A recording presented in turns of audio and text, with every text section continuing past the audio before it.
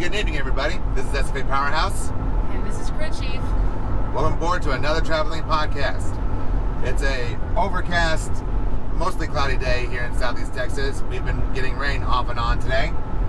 Got plenty of rain, and we're getting plenty of rain this entire summer, so we're grateful we're not in a drought here. That's for sure. Yeah. So we're on Interstate 10 eastbound, just outside of Orange, as we are heading over to Lake Charles, Louisiana. We'll be crossing the Sabine River here pretty shortly, as we head over to see our cousins over in the Sportsman's Paradise.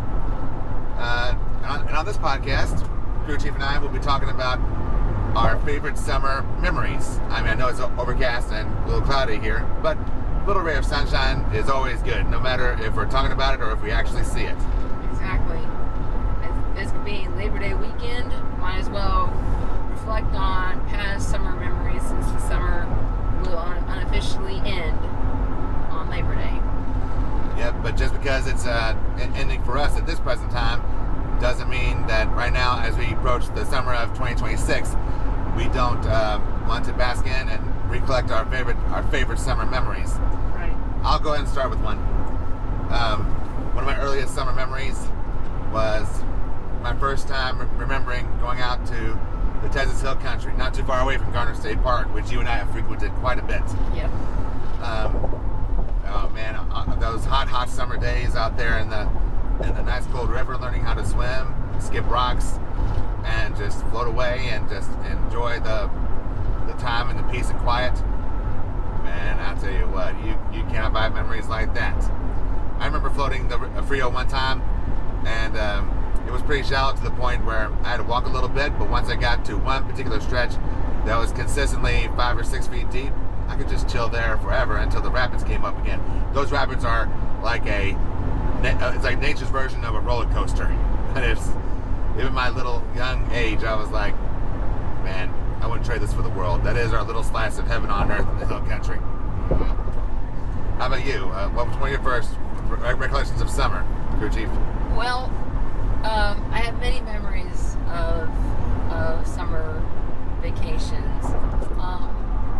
Well, one summer I remember, it was the summer after I finished first grade, and my family were moving out of Houston to west of Houston, and this was in 1991.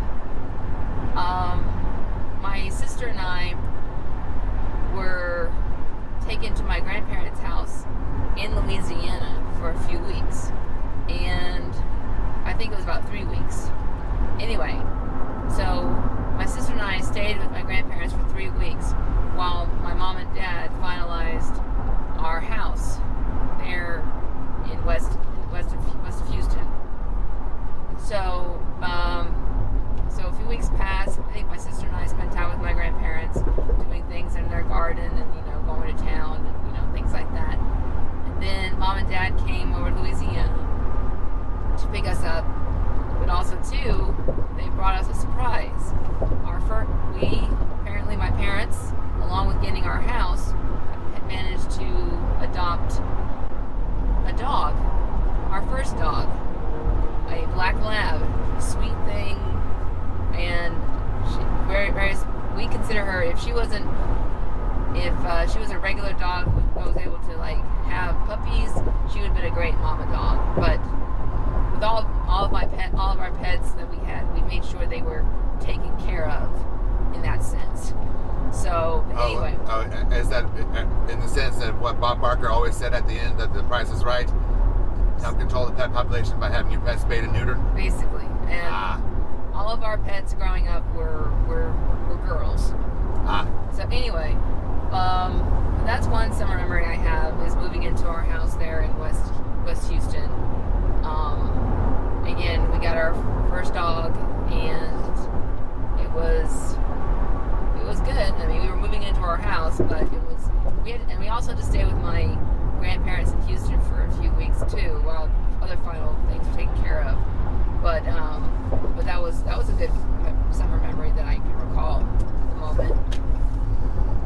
Yep, and of course, one of my fondest summer memories was while my parents were working, I would spend a lot of time at this particular church out here in Orange, and they would have a day camp for little kids from kindergarten all the way through, not kindergarten, from future first graders all the way up to future sixth graders, and it was really a fantastic time. Not only did we gain great ministry in our faith, but we also did so many activities outside, and every Friday would be a field trip. That's where I first went to Spindletop. That's also the first time I went to San Jacinto Monument, and it was also the first time I went to Johnson Space Center in Houston, as well as many other water parks all around the area too. The first time you go to Johnson Space Center and you see the great mystical things that outer space has to offer, as well as the great innovations and discoveries made thanks to space exploration, man, you talk about awe-inspiring. I mean, you dream for the stars at that point, and for me, that's still there to this day. I'll tell you what, if I got called to go on up into the International Space Station or just orbit in space right now, I would drop everything and do it. I'll keep that in mind when NASA calls you. No offense, Crew Chief. I'm just like, you get an opportunity to go into space, you'll never get it again. Well, I don't mind looking up into the skies and wondering what's beyond our moon. However, for me, I'll just stay right here on Earth and always wonder what's out there. Yeah, I mean, we know a lot about our Milky Way galaxy, but every scientist knows that we have barely seen the entire void of space. Yeah, the stars and planets out there have been out there for millions or billions of years, maybe longer, but well, even with all our greatest technology, there's still tons of the universe that we haven't seen, and as you know, it is ever expanding. So I will always advocate for the advancement of space exploration and getting to know our universe even better. Agree. So yeah, it's always great to have great dreams like that. And even though I know I have nowhere near the brains to make it up to space, a man can always dream, right? Right. Anyway, other memories. Oh, another very fond memory that I always treasure is all the times I went to Schlitterbahn water park, not just with my family, but with my friends as well. There was one time when just before I was a teenager, I went with my friends to Schlitterbahn one day, and it was the greatest time of the life. Going out there, enjoying the slides, and enjoying the views, and just walking around the park, having a great time. and this is one memory I will always look back and laugh on now. But as we were leaving the park that day, some of my older friends who were about to graduate high school, they were leaving the park, but they managed to obtain some phone numbers of some very lovely ladies in bikinis, and here I was all jealous. I was like, what the? Yeah, you can say I was very green with envy at that point. Right. Again, it's just one of those things where you were like, man, I wish that was me. Well, it is what it is. Another memory I have is, this is like multiple of years of memories, but during the summer, my sister and I would go to a sort of a summer program that was being held at our church in Houston. It was called Big Fisherman, and it was geared towards, those who weren't in high school, or even, well, maybe junior high, maybe, or maybe middle elementary school. Anyway, we did a lot of things. I got activities there at the church, there in the gym, just different activities. While my mom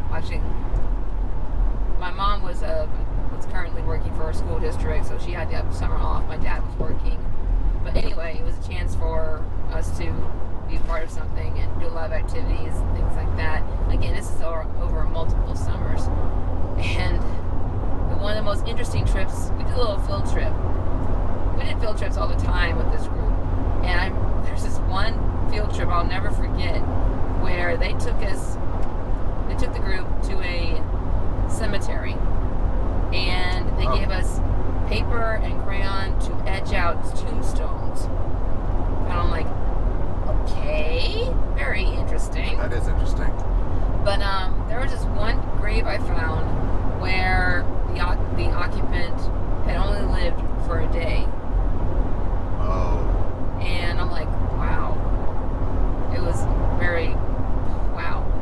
And then when we left the cemetery, we actually went to a funeral museum where they actually do exhibits about how funerals were done in the past.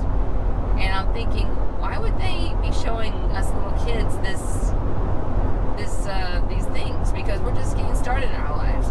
But I guess it's just to appreciate, I guess in a way, it's for us to think about how precious life is. And, you know, that even after you're gone, your body may belong back down to the earth, but your spirit belongs, your soul belongs to God.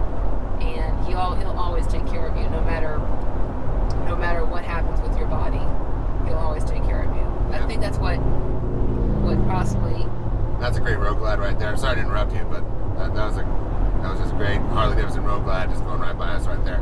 Anyway, but I think that was the point of the trip. We did other fun activities, you know, water activities sometimes, you know, with water balloons and things like that. So get a little wet here because we did have some rain earlier. But anyway, going to Big Fisherman year after year when we were younger, just a fun way to, you know, do things during the summer, you know. So I think that was my next one. So again, the trip to the funeral museum was definitely the most unique field trip I took with that group from Houston. So makes you appreciate your life and take each day at a time, and also treasure each day. Amen.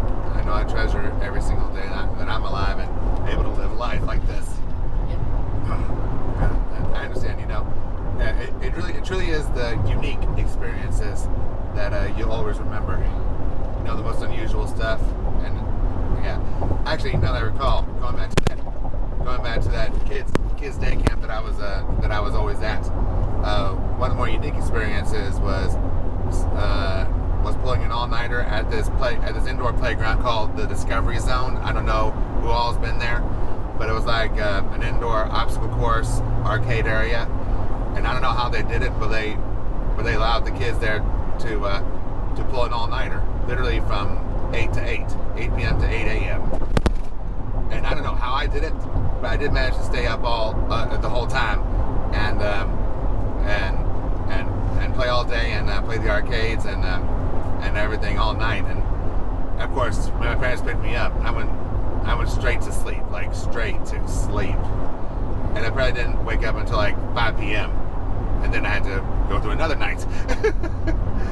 So it took me a while to readjust to my sleep schedule, but you know, it's just one of those unusual things where you go like, did I really do that? Yes, I did. I've experienced a few what they call lock-ins. That's okay. Yeah. Okay. Because I remember one time in high school we had a lock-in there at the school where we were able to do things in the school after hours, you know, supervised, of course. Well, of course, yeah, this was supervised too, obviously, yeah. But like we can go swimming in the pool, or you know, watch videos and things like that, or even skate down the hallway. I'm like, really? So again, it was from what time to like late at night to early in the morning, and sometimes I think maybe once or twice I was just too tired, so I called my parents to come pick me up, and or I drove myself home. Maybe it was my senior year, I'm not sure, but we did a lock-in once or twice in high school, and I couldn't stay up the entire time, but anyway. But yeah, those lock-ins, I mean, last time I stayed up that late in the last 20 years was probably senior night, senior prom. We had our project prom thing from midnight to 6 a.m. Yeah. But anyway. Yeah. At my school, we called that project graduation. Yeah, it pretty much lasted from the end of graduation to like 6 or 7 a.m. the next morning. It was an all-night party. I mean, they had every single party you could imagine. Every single party game they could. They even had a magician and illusionist put on a really great show to wrap up the night. Yeah.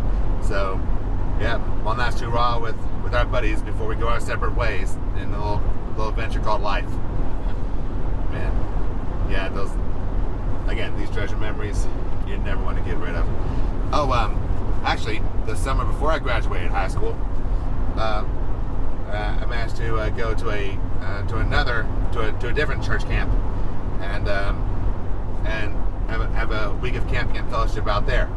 And at this camp, there was one particular campsite, and we were all in the same age group, pretty much high schoolers, 9 through 12, at this particular place. And in this in this campsite, there were 7 cabins.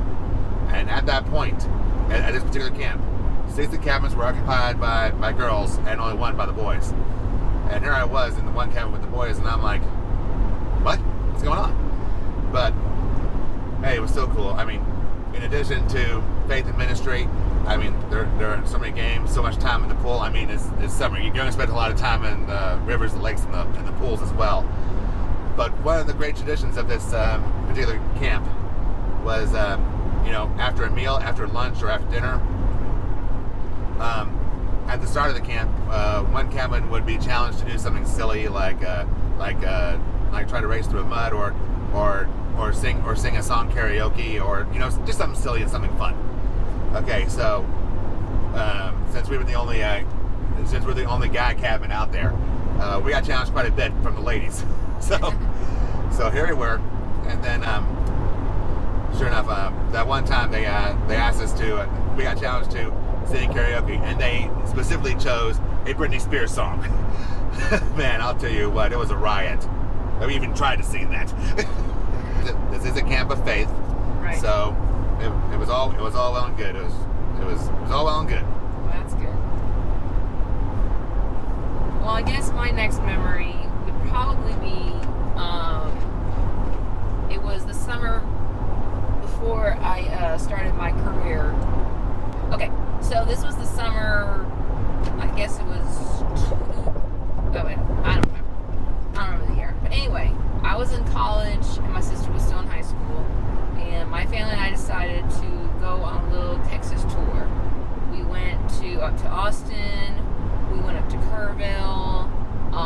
We did basically a sort of a circle around the Texas Hill Country. Nice. And again, I remember Kerrville because we stopped at the James Avery, and my parents bought my sister and I a little piece of jewelry for the trip.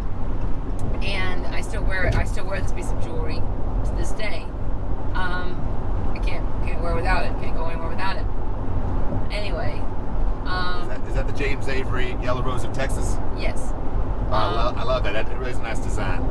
Anyway, I documented this trip in my scrapbook, and now I remember it is a summer when I was still in college and my sister was still in high school.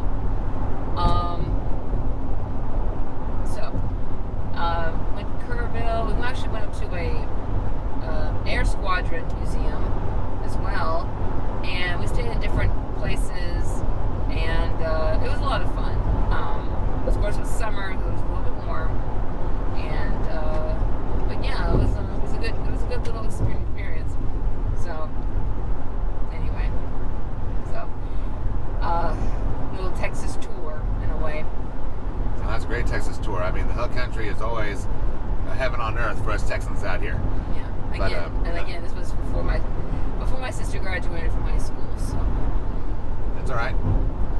So, another thing that I remember is me and my family took our first trip to Corpus Christi when I was a kid. We had this nice little hotel room right on the beach, and it was really nice too. And also, this hotel had a nice little hot tub as well. So, but unfortunately, during that trip, I do remember getting stung by a jellyfish on my belly. ouch. Yeah, it wasn't the best. I mean, it was more numbing than anything else. It was like a numbing sensation more than anything. So, and I'll be honest with you, I don't think I felt it at that time. I couldn't say that I felt this thing, but when I looked down, I was like, "What is that?" He's like, "Oh man, he got stung." So we had to do some first aid. But even all through that time, that was also my first time seeing the Texas State Aquarium and the USS Lexington. Oh, right, that's right. Yeah, that was my first time seeing both of those, and I'm glad I did. You know, and I'm not the biggest fan of studying marine life. I mean, I respect them and I know what they do. And anytime I'm out in the ocean or anything like that, you know, I know what I need to avoid and I know what I need to, let alone and let them do their thing. Yeah. But I'll tell you what, the more I go aboard the USS Lexington, the more I just thoroughly enjoyed and appreciate all of our soldiers and airmen and all they do for our country. Definitely. Plus, the Lexington has a hell of a war history. Oh yeah. I remember one time, I've been to the Lexington a few times, and at least once with you. But I remember one time. Oh yeah, by the way, that one time that you and I went to the aquarium and Lexington was on our honeymoon. Yes. But I remember one time I went to Lexington. I was on a band trip, and we went there for a band music festival things. We got to perform. Oh yeah, I know what you're talking about. Yeah. Anyway, it was the Buccaneer Music Festival, and one of the evenings, the last evening there, they held a dance for all the bands to attend, like the night before everyone went home or something like that. Oh, they did that? Yeah. Interesting. And I was kind of shy, I pretty much kept to myself, and of course I had to be on my best behavior, because I was on a band trip and I didn't want to get into trouble with my band director, and he would tell my parents. So I guess that's probably another why I was kind of shy, is because I didn't want to do anything to get myself in trouble as well. But even though I was shy, I'm still shy to this day sometimes. But I'm thinking I'm on a band trip. I need to be on my best behavior. So that's why I pretty much kept to myself. No guy asked me to dance or anything like that. But anyway. That's interesting. Also another time during another band camp that I attended, every band camp has their social activities to wrap up the day after all the rehearsing and all the practicing and everything. And this particular band camp also had a nice little social event every weekend, whether it was a movie night or a dance night, whatever. Yeah, I'll be honest with you, at this particular camp, I really wanted to see if I could, man up and ask a girl to dance with me. And I was a bumbling idiot. Looking back on it, yeah, I was definitely a bumbling idiot. But when you're all fluttered and everything like that, you're scared of the 2-letter word they're trying to avoid, the no word. It's gonna make any dweeb and geek, get all hesitant. Right. But eventually I did, and it wasn't easy though. I was still sweating. And eventually it got to the point where she was like, "Do you want to dance?" I was like, "Okay, yeah, sure." So hey, you gotta start somewhere. You gotta break the ice some way, somehow. So again, it's just those little things where hey, you're eventually gonna have to grow up or not grow up at all. So exactly. Life teaches you lessons like that. Yep. But so another summer memory that I have, I think it was our 2-year anniversary after 2 years after we got married and went on our trip. Yeah. We went up to Washington D.C. Yeah, this was our first trip together to Washington D.C. Yeah. So this included our first trip up to Shanksville, Pennsylvania, and we explored the areas around Washington D.C., the monuments, museums, and the like, and they were all wonderful.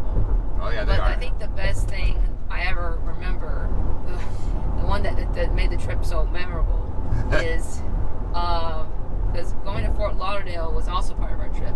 So we planned to take an Amtrak train down from Washington, D.C. down to Fort Lauderdale. And in all my life, I've never been on a train where I'm going there on a trip. Like I'm actually literally packing a suitcase and actually going on a trip to another city or some other place. Or some other part of the country. All the trains I've been on, it was mostly the Texas State Railroad or the Houston Zoo with a little train right there. Other than that, that's all the trains I've experienced. Yeah, same here, honestly. But in addition to the Tennessee Valley Railroad. Right, but that was years later. Well, I'm saying even before I met you, I did make a trip out to Tennessee with my family, and I experienced the Tennessee Valley Railroad for the first time. And seeing those powerful steam locomotives always made a huge impact on me as well. This is well before I met you. I was like a 7 or 8 year old at that time.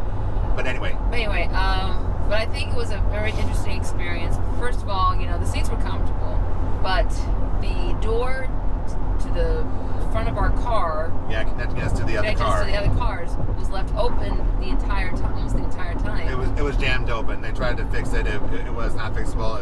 It made it really, really hard to sleep. Needless to say, I hardly ever got any sleep. But interestingly enough, slept on the train the best I could.